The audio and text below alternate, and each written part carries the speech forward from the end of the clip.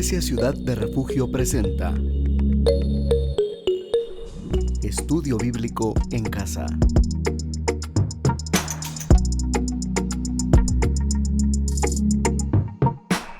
Bienvenidos a este programa. Estamos muy contentos porque estamos aprendiendo y Dios nos está ayudando y enseñando mucho a través de su palabra, pero a través también de lo que está pasando en el mundo. Hemos visto figuras nefastas a través de la historia, pero hay una en particular que le ha hecho mucho daño. Yo quisiera que usted pueda ver un video donde nos muestra los efectos y no solo eso, sino que los herederos y estas generaciones continúan promulgando unas ideas que han sido muy dañinas para la humanidad, pero también para los cristianos. Así que quédese y véalo. En la fase superior de la sociedad comunista, dijo Karl Marx, correrán a chorro lleno los manantiales de la riqueza colectiva. ¿Cuál fue la promesa que hizo el socialismo? El socialismo no prometió la igualdad, por definición. El socialismo lo que prometió fue la igualdad en la riqueza. El socialismo lo que prometió, en pocas palabras, fue el lucro universal. Nunca hubo una condena moral a priori por parte del socialismo, ni nunca por parte de los igualitaristas en general, respecto del lucro y del bienestar material. Al revés, lo que hubo fue una promesa de que llegado el comunismo, llegado el socialismo, lo que íbamos a tener iba a ser una sociedad donde a nadie le iba a faltar absolutamente nada. ¿Quién en esta sala no está de acuerdo con ese fin? Les pregunto yo. Que a nadie le falte absolutamente nada. ¿A quién no le gustaría ver lo que propone Marx aquí, más allá de si la riqueza es colectiva o no, lo podemos discutir obviamente, pero que todo el mundo tenga lo que necesita y lo más posible de lo que necesita? Todos estamos de acuerdo en eso. Yo creo que el problema no es eso. El problema está en los métodos de cómo logramos ese objetivo. Y los métodos que propuso o el socialismo los conocemos en sus resultados. Obviamente produjeron lucro, pero produjeron otro tipo de lucro. Joseph Stalin, por poner un ejemplo, uno de los seguidores obviamente de la fórmula socialista propuesta por Marx, según la revista Time, es el quinto hombre más rico de la historia de la humanidad. De la historia de la humanidad. Fidel Castro, que sigue siendo muy admirado en toda América Latina y en el mundo, en esta foto está en una visita en la Unión Soviética, el cuadro de fondo es Karl Marx, frente a él está sentado Khrushchev, y él tiene dos Rolex puestos en su muñeca izquierda, uno para ver la hora de Cuba, otro para ver la hora en la Unión Soviética. Dos Rolex a falta de uno. Según la revista Forbes, ha acumulado un patrimonio de más de 900 millones de dólares. Este es el hijo de Fidel. Fidel Castro hijo, actualmente un alto funcionario del régimen cubano, en una fiesta con la Paris Hilton y la Naomi Campbell, difícilmente discutiendo lo que es el materialismo dialéctico y el historicismo revolucionario. Ustedes podrán comprender. Otros próceres del igualitarismo que son menos seguidores tal vez de la línea dura, pero que sí han enarbolado esta bandera y se han hecho famosos con ello. Cristina Kirchner, que acaba de ser su partido al menos, su línea en Argentina derrotada, ¿no es cierto? Y se calcula, malas lenguas hablan, de que han acumulado un patrimonio considerable en los últimos 10 años que han gobernado. Esta es una foto que se le sacó y se hizo un cálculo más o menos de cuánto tenía puesto en joyas, ¿no es cierto? Y es una cosa extraordinaria, o sea, no crean que estas son joyas de fantasía. Entonces, ¿qué pasa? Y quiero poner estos ejemplos para que saquemos una primera lección. Siempre que se plantea una ética revolucionaria se va a requerir de una nueva élite que suplante a la anterior. Siempre va a haber una élite que reemplace a la élite que se pretende cambiar.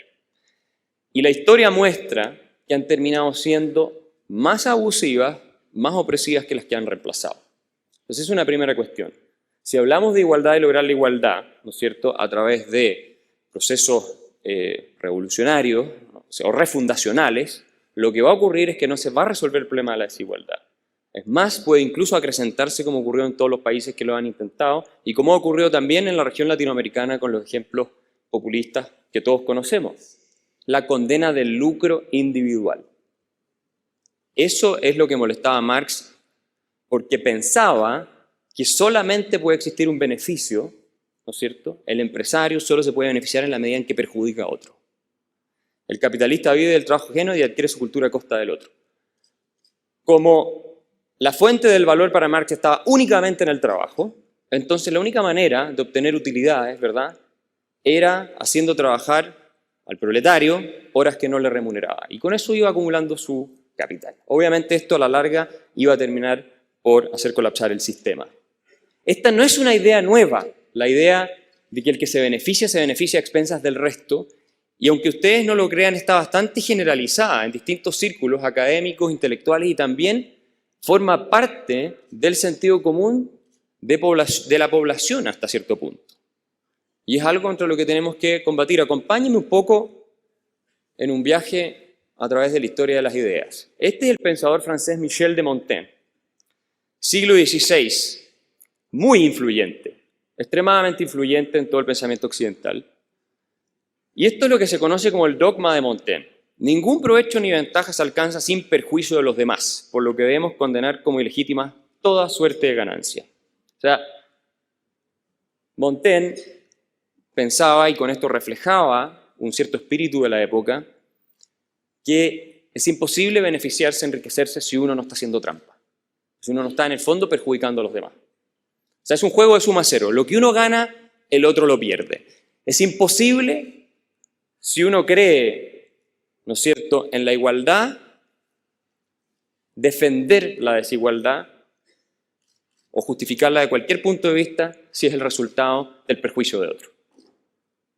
Si uno piensa que es un juego de suma cero, la desigualdad siempre va a ser algo inmoral por definición. Es imposible defenderla de otro modo. Jean-Jacques Rousseau, probablemente el filósofo político más influyente, francés al menos, en la historia latinoamericana, decía lo mismo. Y fue muy influyente sobre Marx también, él. Un gran lector de Montaigne por lo demás. La ambición insaciable, el surgimiento de la rivalidad y competencia por un lado, de los intereses en conflicto por otro. O sea, hay dos grupos que están en conflicto, claramente, es lo que pensaba Rousseau, junto al deseo secreto de profitar a expensas del resto. Fueron los primeros efectos de la propiedad y los acompañantes inseparables de la creciente desigualdad. La idea de que la propiedad privada es un robo y que por lo tanto unos pocos se benefician a expensas del resto la ven repetida nuevamente aquí. Friedrich Engels, otro de los famosos teóricos, ¿no es cierto?, del socialismo, coautor junto a Marx del Manifiesto Comunista. Y este es el problema, a mi juicio, de fondo de por qué cuando uno habla de capitalismo, de mercado, existe tanta resistencia. Y por qué cuando se habla de igualdad existe tanto apoyo. Cada progreso de la producción al mismo tiempo un retroceso en la situación de la clase oprimida. Y esto es lo importante, cada beneficio para unos es por necesidad un perjuicio para otros. Yo creo que esta idea está bastante instalada. Intuitivamente, no de manera consciente, pero está bastante instalada. El hecho de que si a alguien le ha ido bien, y esto cambia de una cultura a otra, obviamente, pero el hecho de que si a alguien le ha ido bien porque ha hecho trampa, porque, ¿no es cierto?, ha abusado de otro, de que el lucro, básicamente, es una cosa inmoral, y es inmoral porque perjudica a los demás, no los beneficia.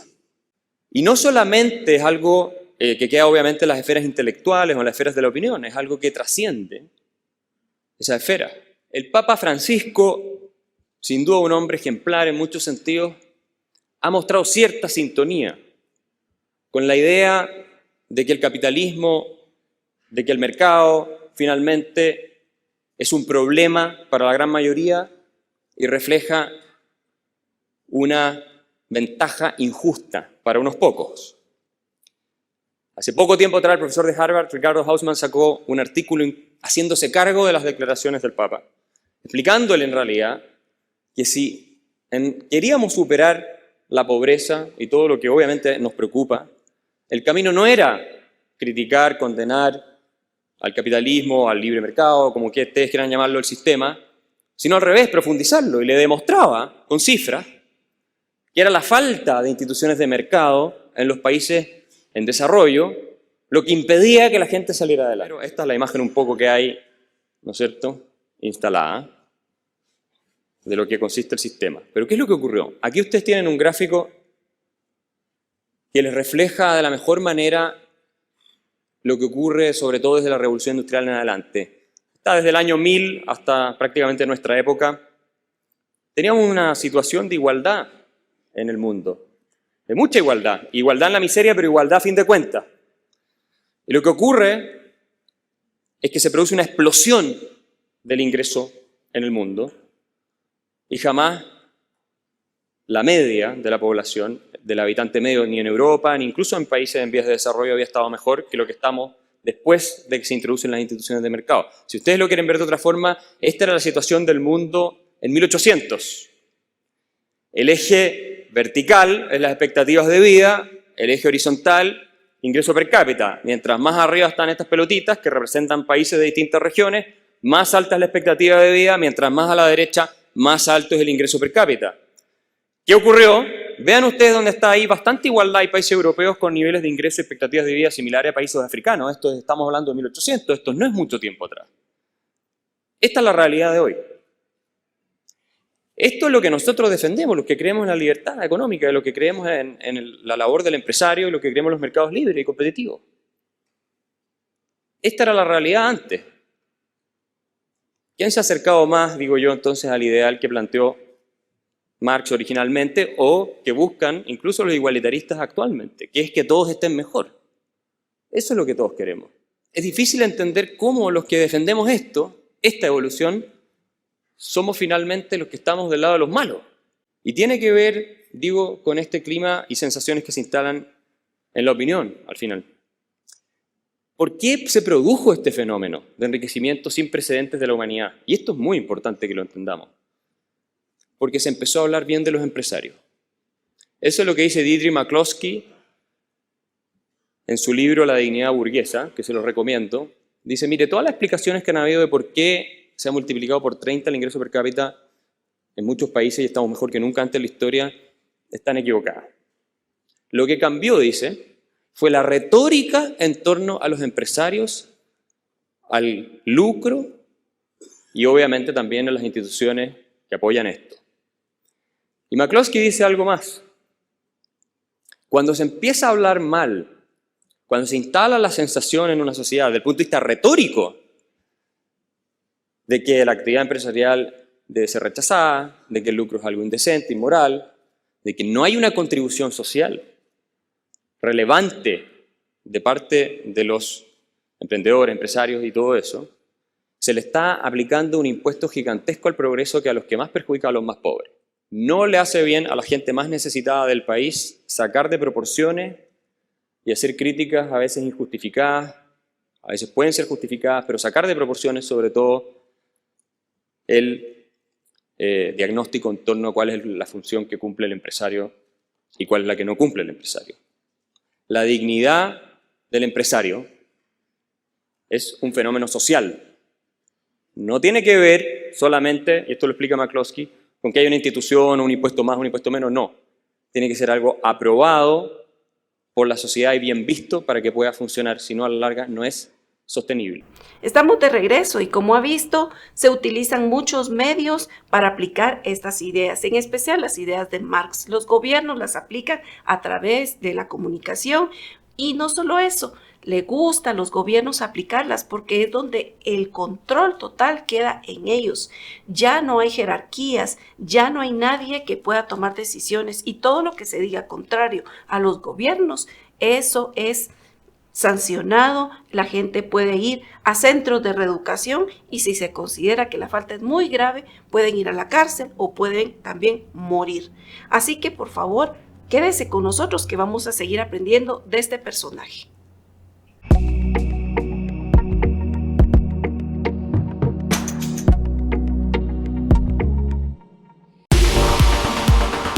Somos una iglesia que busca a Dios, adora, se prepara para anunciar las buenas nuevas de Jesucristo, ora y lee su palabra. Servimos a nuestra comunidad y buscamos el rostro del Señor en santidad.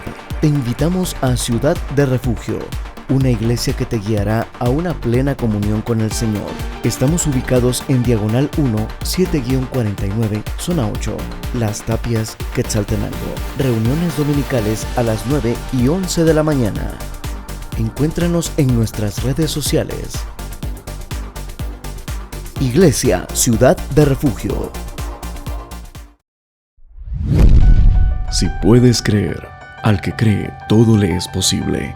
Marcos 9:23.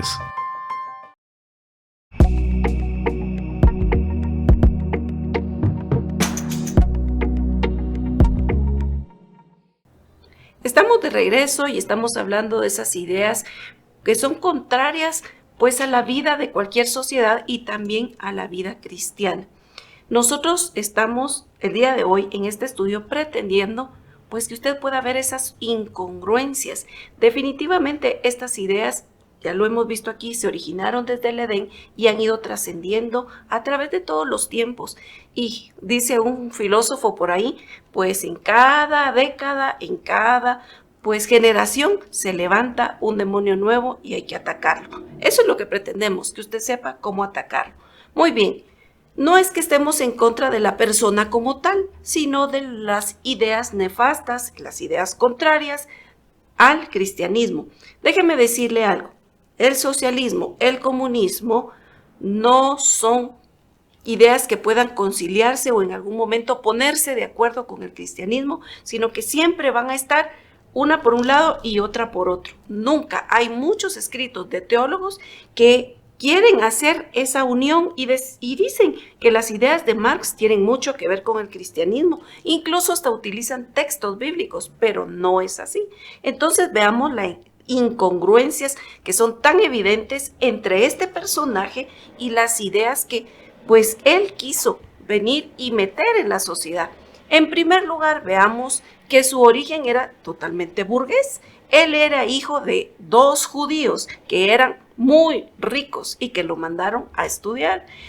Y todo eso tuvo que ver también en su familia, porque déjeme decirle que él siempre vivió como burgués, él nunca trabajó, él se rebeló en contra de su familia, se rebeló en contra de sus padres, se rebeló en contra de sus autoridades estudiantiles, que lo tuvieron que sacar de la universidad al final de todo porque hizo demasiados escándalos y puso a la universidad como en entredicho, porque en ese tiempo todo el mundo se da cuenta que él era estudiante de esa universidad y pues aparte de ser borracho, de deberle a muchos acreedores, de deberle a muchos cantineros porque tomaba mucho, entonces lo sacaron.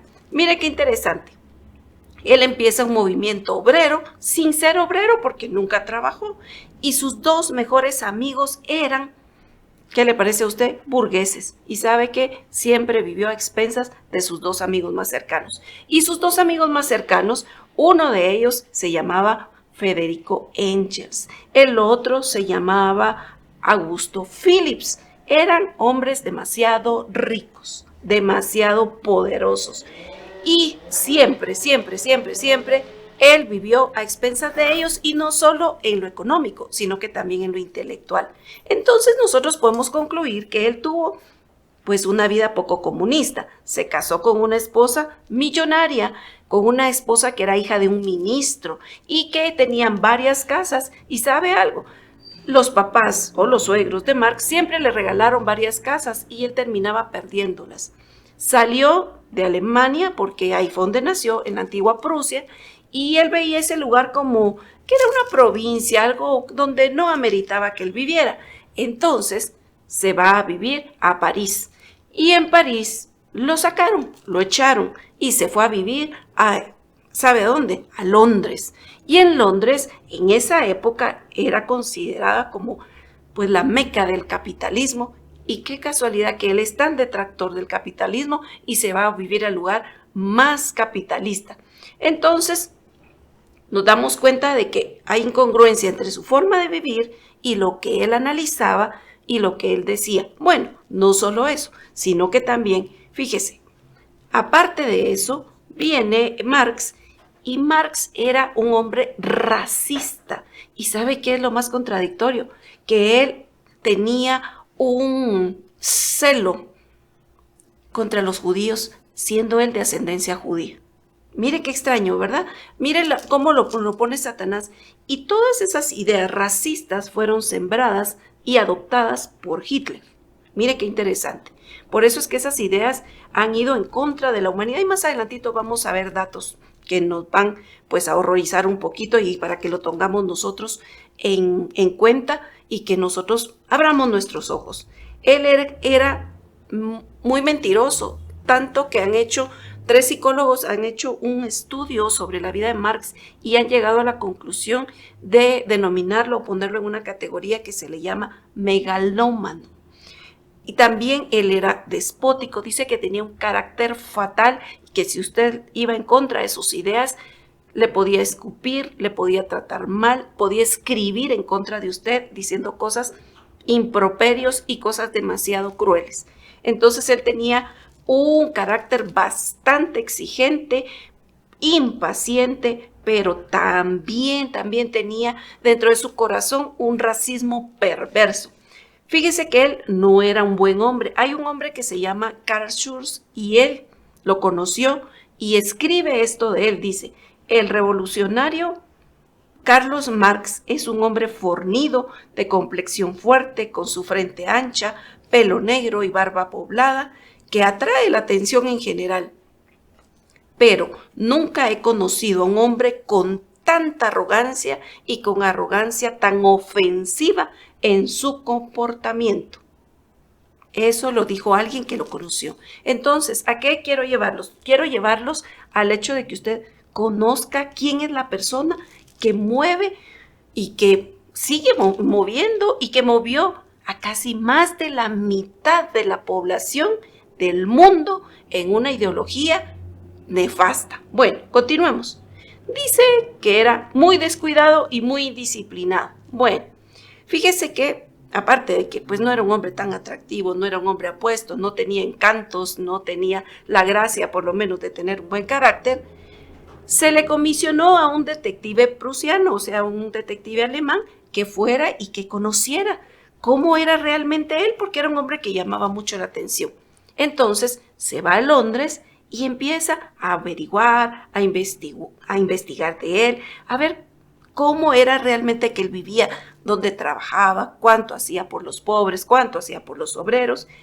Y cuando él entrega su reporte de la investigación que había hecho, dice, la verdadera vida de un gitano es la vida de Marx. Él no conoce lo que es lavarse, bañarse, peinarse o cambiarse, y menos de ropa interior. Él, si puede, se emborracha en la mañana, en la tarde y en la noche. Puede dormir todo el día y quedarse despierto toda la noche. No le importa que la gente venga o se vaya. Si uno entra a su casa, tiene que acostumbrarse a la mezcla del humo del tabaco y del carbón de la chimenea abierta. Y cuando ha pasado el efecto del humo, puede ver los objetos de las habitaciones. Se dice que él llevó a la pobreza a la esposa, pero no porque fueran a experimentar una vida pues austera, sino porque se gastó toda su fortuna. Tuvo una empleada doméstica que fue regalada por los suegros de Marx y nunca le pagó ni un solo centavo. Lo único que hizo fue embarazarla. Tuvo 7 hijos. De esos 7 hijos, sus 3 hijas fallecieron. La mayor falleció de cáncer y 2 murieron. ¿Saben cómo? De suicidio. Se suicidaron. Y la tercera, juntamente con su esposo. Y el esposo era alguien que había propagado las ideas marxistas por España. Y sin embargo, él cuando escribe cartas, el suegro, escribe cartas de su yerno, dice y se refiere a él como un negro judío. Él era racista y era demasiado extremista también a la hora de ser pues discriminador. Entonces él dudaba de la posición de su yerno, que su yerno no pertenecía a la burguesía y que le daba muy poco a su hija, cuando él realmente estaba en contra de los burgueses, ¿verdad? ¿Qué estamos viendo aquí? Las incoherencias. Él nunca trabajó en un periódico en París y lo echaron, estuvo exiliado en Bruselas, en Bélgica también lo sacaron de París y se fue a Londres, en donde nunca trabajó. Fíjese que su amigo era presbiteriano, Engels, y él le daba una cuota mensual de 4,000 libras. Con eso se sostenía. Pero cuando embarazó a la sirvienta de su casa, le dijo a la esposa de que no dijera nada, porque era su amigo Engels el que había embarazado a su sirvienta. En fin, era un hombre pues de muchas maquinaciones terribles, que no le importaba nada. Se dice que su hijo varón murió por ir a pedir carbón fiado, porque el niño iba descalzo y salió en esos fríos de Londres con esa nieve y el niño murió pues de hipotermia. ¿Por qué? Porque su papá ya no podía ir a pedir a ningún lado porque debía en todos lados. Entonces él tuvo una vida decadente. Dice que pasó 14 años tratando de leer los libros de Engels y se atribuye que él escribió una obra que se llama El Capital, que no es de él, sino que es de su amigo. O sea que él hizo un plagio terrible. Entonces era un tirano, un tramposo, un mentiroso, en fin. ¿Qué efectos causaron esa vida y esas ideas? Fíjese que los efectos del marxismo son estos, en muertes. Se han muerto, pues yo digo que más porque hay que actualizar los datos, más de 120 millones de personas. Fíjese que solo en China han muerto 82 millones de muertos. Entonces, él es el responsable de las ideas que se han puesto en China, en Cuba, en Venezuela, en Nicaragua, aquí tan cerca, en Rusia. Se dice que el continente más afectado por estas ideas es Asia. Entonces, nosotros tenemos que preguntarnos en este tiempo, ¿realmente yo deseo aplicar esas teorías? ¿Deseo realmente que esas ideas entren en mí? Pero ¿cómo puede ser que esas ideas puedan entrar en mi vida? Sí, pueden entrar. ¿De qué manera?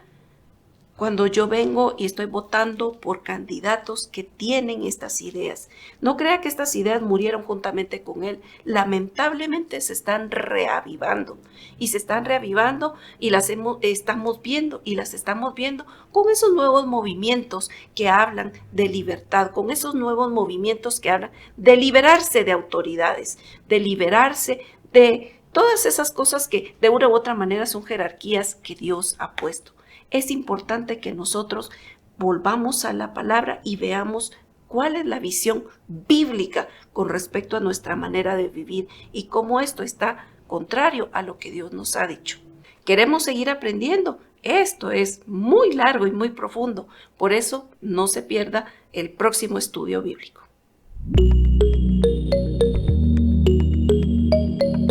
Iglesia Ciudad de Refugio presentó Estudio Bíblico en Casa.